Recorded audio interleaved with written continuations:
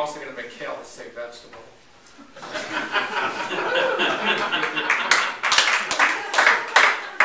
With your help, of course. On the Government Operations Committee, we're going to have a lot of discussion anyway about what to do about super PACs and campaign finance reform. I'll just leave that at that for now because we're not really sure what we're going to do about it. A lot of it will have to do with disclosure more than anything else. And I also want to put in a bill that, and I've been talking to people about this, I had a meeting, I don't know if any of you were there, a little while ago with a group of people up at this thing called Local 64. And they're sort of internet businesses and gaming businesses. And we talked about trying to get them some marketing money, the way we help market the Ski Areas Association. We can help market internet businesses and the Gaming Association in the state of Vermont. I mean, one of the things they explained to us is that developing one of those games, you know, where you kill people and stuff on your TV set. One game employed 150 people to produce the game. It was 150 people, and it took $50 million. You know, and a lot of those folks, there's a group of those folks who used to live in California and then Montreal. Now they've moved into the central Vermont area. And if we could sort of push that business a little bit, that industry a little bit, that's potential to bring in a lot of jobs and also, I hate to say it this way because it always ages us, but bring a lot of younger people into the state who maybe have different kinds of skills and job. So you're promoting murder and mayhem?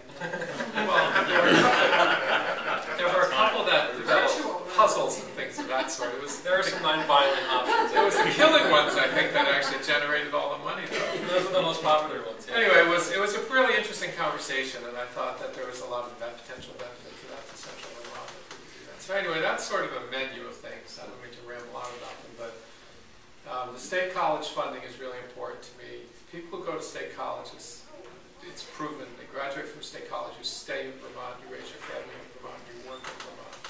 There's a lot of people who can't afford it anymore.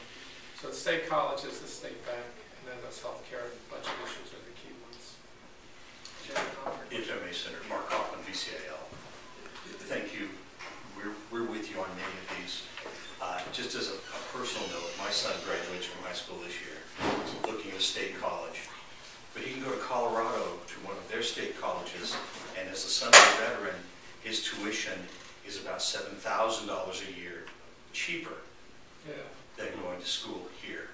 Yeah. That's a pretty powerful economic argument for him to leave the state. Yeah. That's very sad.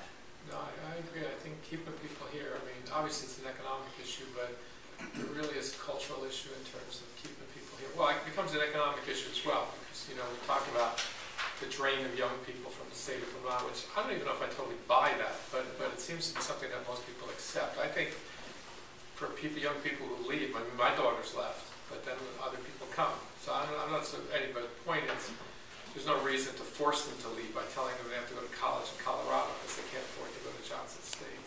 I graduated from Johnson State. It was a lot cheaper in those days. And I coach at Johnson State.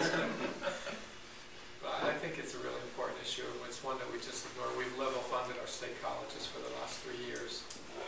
And I voted against the state budget the last 2 years. And each time I stated that I couldn't vote for a budget that continued to spend twice as much on prisons as it does on state colleges. So when I did that last time, another senator stood up and said, well, these people are voting against the budget for these various reasons. They should do something about it. So I stood up and I said, well, I'm going to try to do something about it.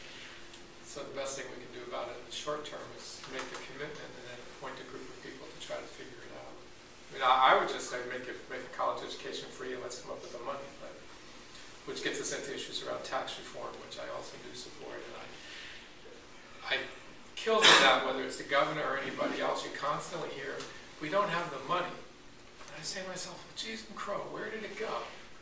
You know, we had our parents and grandparents had the money to build the bridges and the roads, and we don't have the money to fix them. I mean, how could that possibly, how could it be that in 1980 we had the money to pay for colleges? In 2012 we don't have the money to pay for colleges. Like, where did this money go? And I think we all know where it went. It's still around. It's just in the pockets of fewer and fewer people. And so we have to be willing to ask them to share it.